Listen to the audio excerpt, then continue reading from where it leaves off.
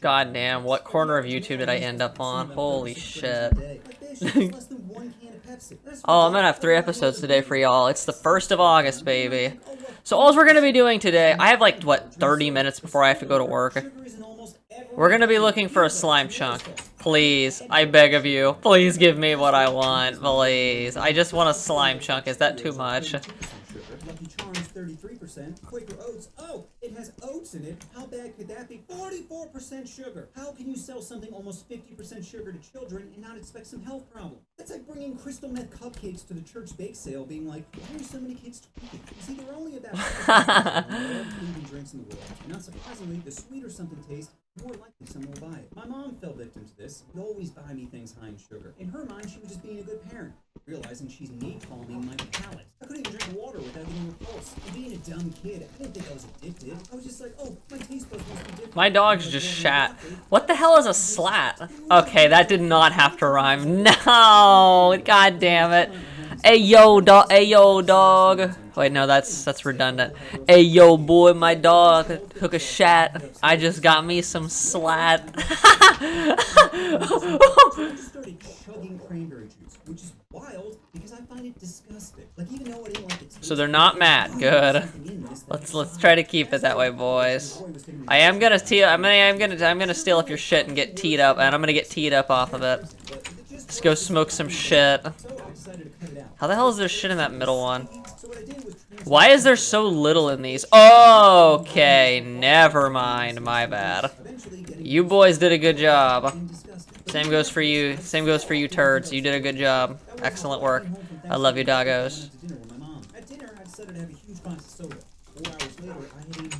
I just got stuck in the door. So much so, I'm like, and I'm like, bro, what is wrong with you? It's 10 at night. Why do I feel compelled to get a soda right now? And this feeling lasted for days. Like I'd be passing by a 7-Eleven. Like, what if I just stopped in real quick? 7 blocks of shit. Not bad. Please go away. Oh my god. I cannot believe I actually have a whole fucking, like, stack of blocks, dude. That is disgusting. Literally, like, that's actually vile. That's what I fucking thought, you fucking endertard. Okay, what we're gonna do next, I need slime balls. We're gonna go around and we're gonna try to... Get the fuck away from here.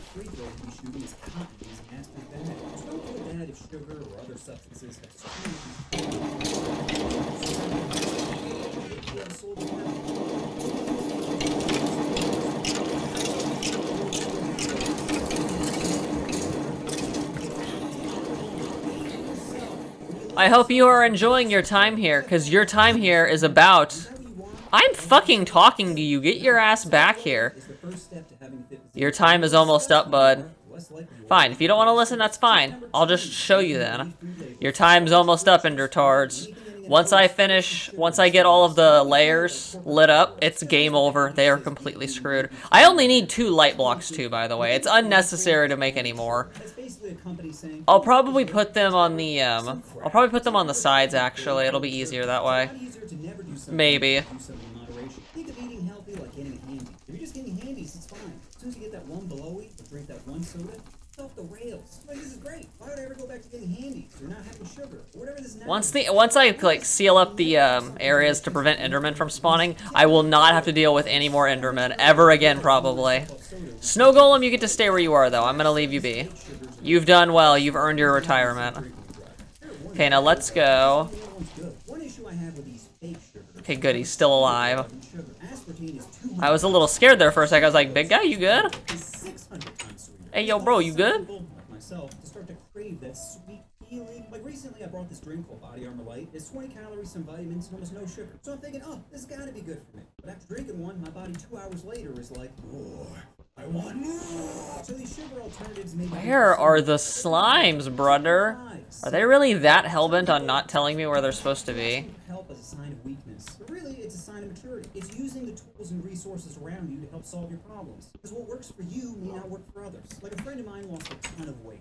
credits me for insulting them as the main motivator. But calling someone chicken cutlet titties may not work for everyone. So it's best to seek out the guidance of a medical professional and come up with a plan that works best for you. For sugar may not be the main issue. Like most addictions, it's about escaping your problems and turning to something that gives you comfort. Well, maybe sugar is just a coping mechanism for underlying trauma. Or maybe you just like to taste it. Okay, so I have no seeds. Good to know, good to know.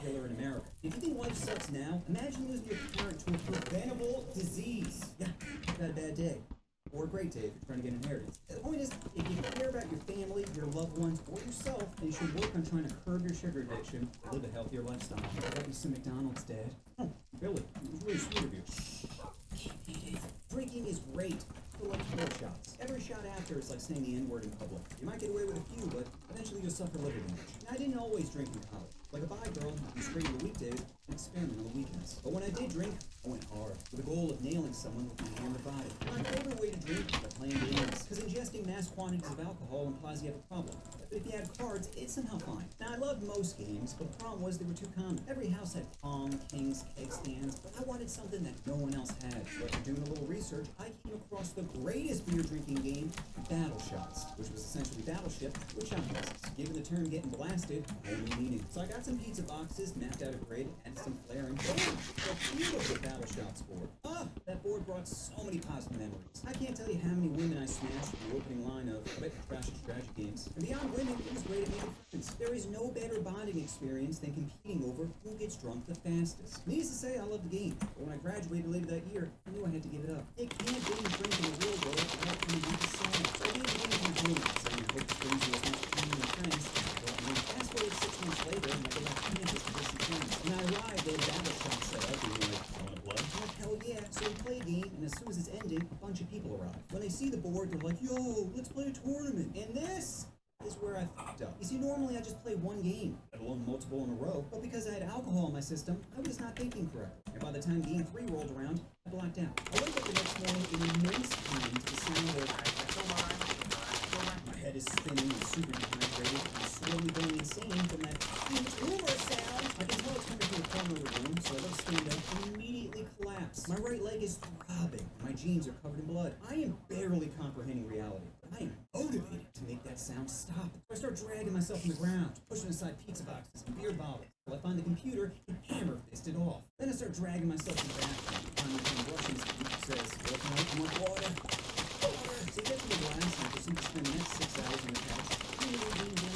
Eventually, reality starts to come back. I ask my friend, he's like, you don't remember? I'm like, I remember playing Battle Shots, and I blacked out. He's like, well, first you destroyed Battle Shots by spilling cranberry juice all over it. Then you drunk dialed your ex on speakerphone and asked if she was available for a quick smash session. That's hits. What did she say? She said you only call her when you're drunk and hung up. I'm like, that's accurate. Okay, then what happened? Then we all went out to the bar, and you're doing your usual walking around, telling everyone how much you love them. Things are going great until you walk outside. Knowing you were fucked up and probably up to no good, I decided to follow you. You then get up on this rusty sewer grate and start pissing. I tell you that's a bad idea, and your response was, woo! Mid-woo, the grate collapsed and you fell in. I'm like, wait, I fell in? He's like, yep, right in the sewer. And as I looked around me, I thought I was covered in dirt. I was actually covered in shit. Disgusted, I'm like, okay. Go away. So I went back into the bar and got a few people who helped drag you out. Then I put you on my shoulders and firemen carried you back to the house. Damn, dude, that's really nice of you. And, I'm sorry to say this, but I think I destroyed your laptop. He's like, what the f? I'm like, bro, I was in pure agony, and you played 10 hours of Peter saying I'm not a tumor? What do you think was gonna happen? He's like, I should have left you in that hole. And the word hole echoed in my brain. I'm like, I gotta see this. So the next day I went to the alleyway and get my way to the sewer grate. And my friend was not kidding. There was literally a 7-foot concrete hole with blood still on the wall, probably from my busted leg. And I remember just being like, holy shit. If my friend wasn't here to get me out and I woke up in some Saw-like dungeon, I'd probably have a panic attack. I mean, I could barely drag myself to the bathroom the next morning, let alone Shawshanking myself free. That's when I had a realization that alcohol, it's like Planned Parenthood of the mind. That's why I decided to go with clean weed. Just smoke weed instead. It's all the fun of escaping reality without the fear of waking up at the end of kill me. Getting drunk is fun. It's like doing transactions. Here's the story and how drinking almost ended me. It was my senior year at college, and I was with my friends and we were building people. All of a sudden, there was a massive big bring some people. And I quit, thinking maybe, 2 hours later, I get an answer for it. When I open it, Amanda, Haley, and 6 other women. They're like, must be Steve. And I'm like, oh, I guess I am. Please,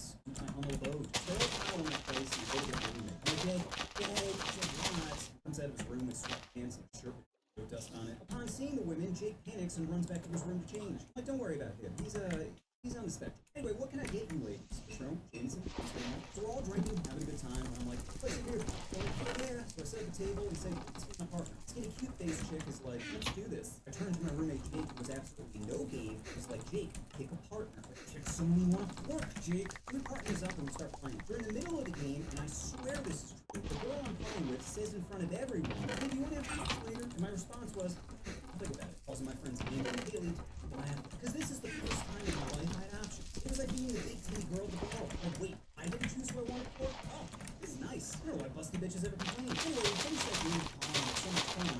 Well, again, another girl all pushed together was like, I'll play with you. And not even acknowledging her face, I was like, yes, Miss Davis. So we continued to play, and my ego was swollen. I shared off, everyone's laughing at this time. And the joke of me is that eventually my friend Haley says, let's go to the bar. So we're all waiting by the bus stop, and I start making out with his titties. We stop for a moment. Says, do you want to have a three-way? And my brain exploded with that. I couldn't even contain my excitement. I was like, yes, I would. So she asked the first girl I was playing pong with, hey, do you want to have a three-way with me and Steve? The girl goes, ew, no. And I'm like, ah. But I wasn't too disappointed because the odds of me smashing it for me were still quite high. This titties then asked Jake, do you want to have a three-way later? And me and my roommate just looked at each other like, it could. Now, normally this would be a massive red flag, but all the blood flow from my brain is now in my Johnson. Oh no. Anyway, we go to the party and start making out. I'm like, I want to head back to my office. She agrees and we head back to my crib. Things continue to escalate and we start doing the dirty. At one point, Miss Titties whispers the greatest thing any girl has ever said to me. She says, do you want to get in my mouth or my ass? And I remember what? And she repeats, do you want to get in my mouth or my ass? I'm like, no.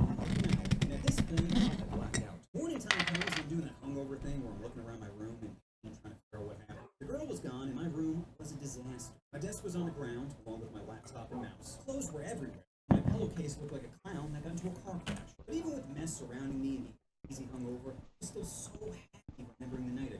That wasn't until I looked down and realized I wasn't wearing a condom. It was like, whoa. No, stay back. So frantically, I started searching everywhere and eventually finding it. Ow. We figured it out. Oh my god, oh my god, oh my god. So it is this chunk. It's this chunk right here. Ah, crap. It's this chunk. I mean, why would she not be on the pill? So I wait 2 days going through stretches of massive panic to, probably, until I'm like, maybe I should contact her. So I asked my friend Amanda for a phone number, hit her up like, hey, so, I had a good time with you the other day, and, I don't want to make you alarmed, but, I'm pretty sure I took the condom off during, so, are you on the pill? And she says, no, it messes with my cycle. I'll get back to you. He hangs up. So now I'm in a terrible position. So what do? Okay, so they are spawning in this chunk. There's no other chunk they could possibly be spawning in. Because I literally blocked it all off. And they can't spawn on this thing right here. I actually looked it up. They're not able to. So this chunk right here is the chunk that we need to be focused on. At least we know. At least we know. And plus, the fencing would have prevented them from being able to escape from this area, too, so that thing would have probably been stuck in this area, too.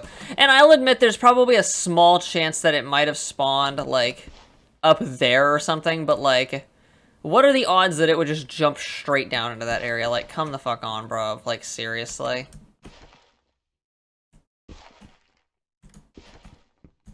Hang on.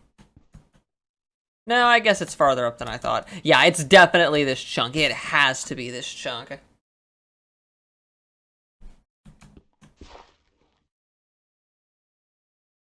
Oh, wait a sec. Plus, that was a big slime, too, actually. Shit. So, like, you see that cliff up there? Only small slimes can spawn on that, because there's not enough space for a big slime to be able to spawn. They need a 2x2, like the other slimes. Hang on. How much space does a medium slime need to spawn?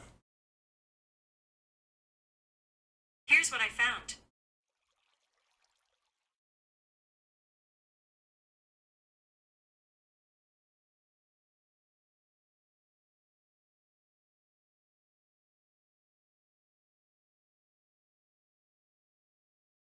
Okay, so yeah, the slimes need a 3x2.1, which basically just means that. by 3 to be able to spawn. So they need 3 by 3 blocks of space. There's no way that they spawned up there. So this is definitely a slime chunk. Oh my god. Why is it so close to my base? What the fuck? I suspected it was here for a long time, but I just never really did anything with it. I probably should have, though. Could have gotten protection scrolls more efficiently, but whatever. Hey, you know, we vibe, we vibe. It's all good. So now I just need to dig out this. We're gonna go all the way down to bedrock with this farm too, by the way. We're gonna make use of the water that's up on the surface and have a tunnel system that brings it down here for us. So that way we can have a kill chamber for the slimes. We'll have to like kind of branch it and like make it go around a bit. But like it'll still work though, it'll be fine. Plus we actually have this whole area to like work with, so it's gonna be a lot easier to do this than it would have been if we had to like dig it all out. It'll take a lot less time to mess with. The only issue is that my staircase is here, and I don't know if we'll have, I don't know if it'll cut into it. 10, 11, 12, 13, 14, 15, 16, okay, 1, 2, 3, 4, 5.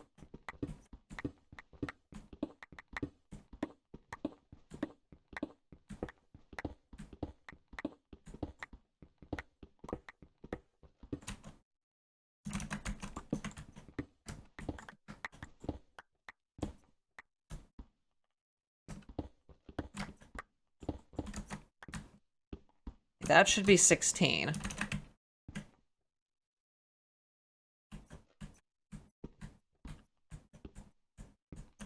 Yes. Yes. Oh, this is where the edge of the ravine is. Oh, that's funny. I get the feeling this is gonna be right where my staircase is, isn't it?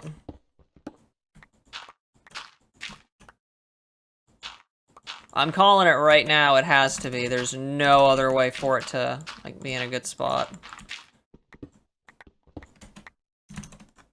I'm just gonna call it right now. I guarantee it's gonna be over my staircase. And even if it's not, it'll still be in the same general vicinity.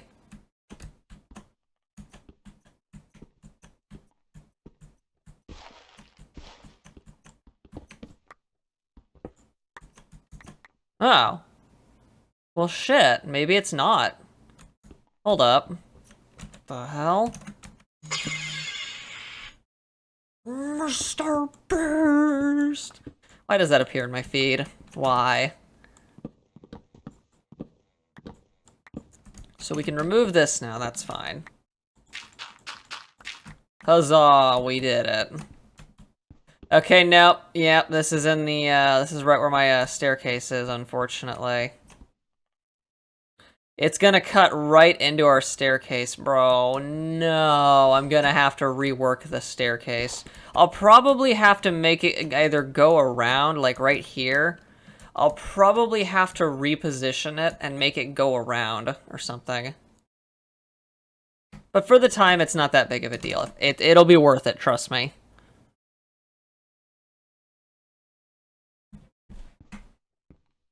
It's a girl I barely know to take Plan B just in case. It's not like taking Advil when you're power killing your problem. It's closer to chicken acid. That baby's gone, but her insides are gonna be messed up. So I contact her the next day, no response. And again, day after, no response. My brain starts going to panic mode. Eventually more time goes by, and I'm thinking I'm in the clear. That wasn't until a month and a half later, I get a text from her saying, we need to talk. And my heart stopped. I'm like, no.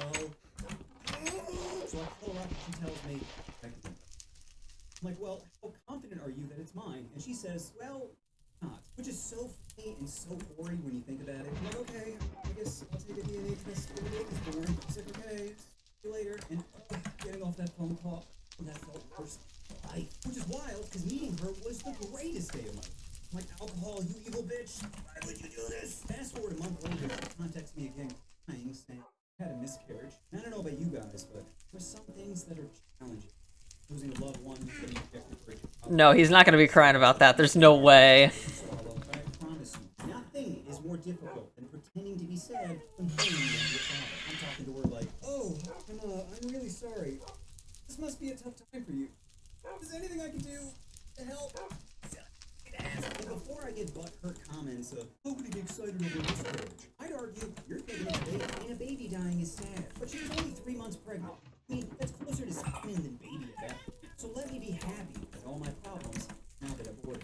almost got shanked doing a drug deal. I was 23 at the time and struggled. Damn, this guy ain't messing around. Oh shit. Luckily, Okay, they're fine. probably hungry. So, I decided to sell pot. I knew it would be dangerous, so I came up with a list of 6 rules trying to minimize the risk. Rule number 1, do not get high on your own supply. Pretty self-explanatory. On top of losing profit, drugs make you paranoid. I can't be having panic attacks every time someone knocks on the door. Who is it? Domino's? You think I'm stupid, don't you? Rule number 2, buy and sell the largest quantity possible. When drug dealing, every transaction is a risk. At any point, someone can rob you or narc on you. So in order to minimize the risk, I basically sell it wholesale, where I pick up a pound and try to sell it in either quaffs or ounces. To me, anyone buying less than an ounce was a crackhead.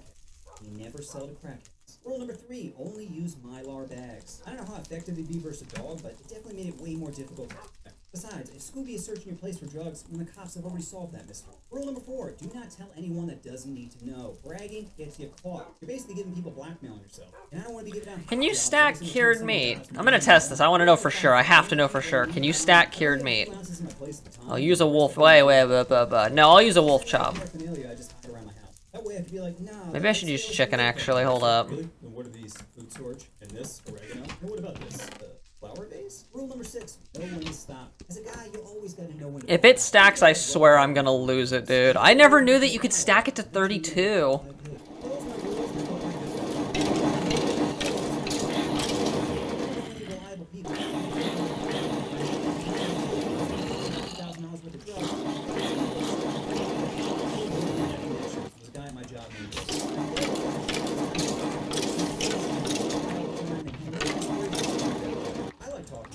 It's clear from the get-go he is not a reliable person. But again, I'm desperate, so I ask if he knows anyone that can hook me up with a pound. He says, oh, what?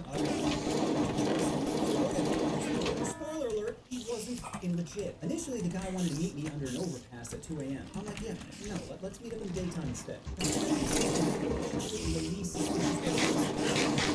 Overpass at 2 a.m. screams either drug deal or I'm paying someone to blow me. Either way, I'm being violated with no witnesses. So I said, Another really good shovel. What the fuck? he agrees. Now, I chose this spot specifically because it's at the bottom of the hill and there's a McDonald's at the top. Basically giving me a chance to scope him out before he arrives. So I arrive at the McDonald's 45 minutes early, park my car facing the 7-Eleven, and wait. When he arrives, I take out my binoculars, write down his license. You can! Oh my god! License plate, call me in 15 minutes. Then I take the money for the weed and put it in my shoe. I drive down to the back of the 7-Eleven, park like 3 spaces over. We both get out of our cars and immediately start to get sketched out. He was shaking and looking all around him, and then I have to do this. I have to do this. Oh my god. Oh my god. Oh my god. The money. I'm like, relax, man. I got the money in my car. Do you have the stuff? And then he starts to come closer to me, shaking. And I can tell this was way too sketchy. So I say, listen, I'll come back. And before I knew it, he pulls out a knife. I immediately froze and put my hands up. I was like, you don't want to do this, man. He says, give me the money. I said, listen, I just texted my friend your personal information. He says, what? I said, I thought you might try this, so I texted my friend your You can license stack plate. it to 32? In my pocket. Just let me take it out. I can show you. He says, just give me the money, man. I said, dude, if you shank me, the police will know immediately who did it. Just let me take out my phone, and I'll show you. He hesitates for a moment and does a little go-ahead gesture with the knife. So I take out my phone, and as I do, I take a step back, give myself at least a chance if he decides to lunge at me. Now, my phone had one of those swipe patterns to unlock. I did it twice and fucked it up both times. Each time I messed it up, a spike of adrenaline went through my body. I don't even remember how many chances you get before it locks you out, but there's a chance it's 3. So I, hyper focus and unlock.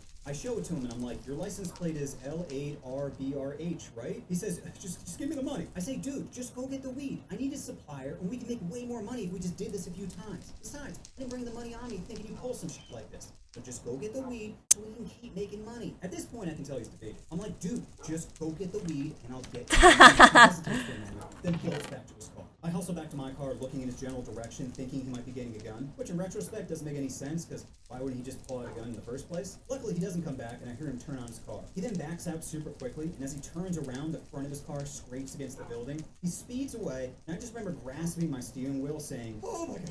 I'm breathing in and out, trying to get my adrenaline down, and the weirdest thing happened. I just began to laugh. Sat in my car. Alright, well, I'll see y'all later. I gotta go. We'll get the slime chunk figured out later. We just need to dig out the area. Anyway, I left and told